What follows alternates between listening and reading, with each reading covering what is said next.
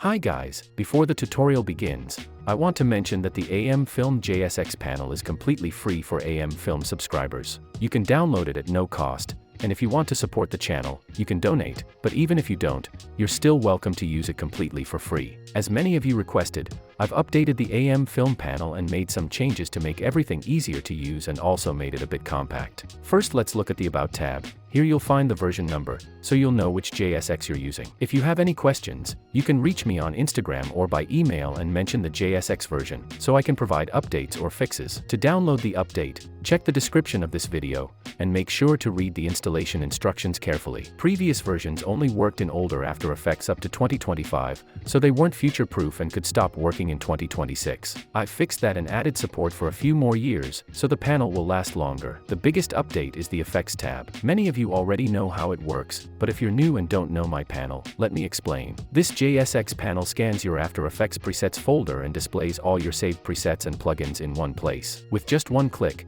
you can apply your favorite effects to any layer instantly. No more wasting time searching for them. For example, if you click on a drop-down menu, you'll see the folders stored in your main presets folder on your PC or Mac. In my case, I have an AM Film Shakes folder and an AM Film Transitions folder, each with their own subfolders. Let's select the folder I need, for example AM Film Shakes 1080p vertical. As you can see, it displays all my AM Film Shakes in one place with their original names. Now let's select a layer and apply a shake.